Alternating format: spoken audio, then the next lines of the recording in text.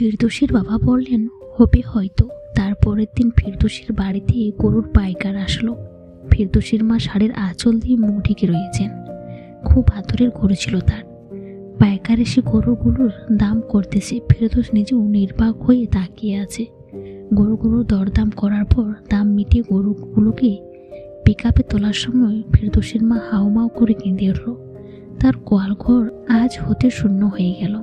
ফিরদৌসীর মুখ দিয়ে কোনো কথা বের হচ্ছে না। কি থেকে কি হয়ে গেল সংসারটার। ফিরদৌসীর বাবা গরু বেচা টাকাগুলো গুনতে গুনতে ঘরের দিকে যাচ্ছেন আর ফিরদৌসকে ডাকলেন। ফিরদৌস বাবার ডাক শুনে সেখানে গেল। তার বাবা বলল, 4 লক্ষ টাকা হলো, আরও বাকি 7 লক্ষ।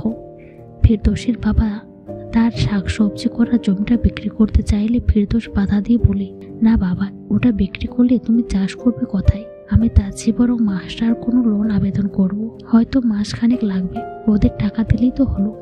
ফিরদৌসীর বাবা কিছুটা স্বস্তি নিয়ে বললেন, দেখ, যদি করতে পারিস তাহলে 2-4 দিন ওদের হাতে পায়ে ধরে মানানো যাবে। বাড়িতে শুনশান নির্ভরতা। ফিরদৌসীর মা গরু চিনতে খাবার পর্যন্ত রান্না করতে ভুলে গেছেন। মায়ের কান্না ফিরদৌসীর মনে দাগ কেটেছে। পরের দিন ফিরদৌস তার বাবাকে সাথে নিয়ে ব্যাংকে গেল লোন করার জন্য। তারা কিছুটা আশ্বাস দিল, বলল 5 থেকে 7 দিনের মতো সময় লাগবে। প্রয়োজনীয় সব কাগজপত্র জমা দিল। 15 লাখ টাকার লোন আবেদন করা হলো।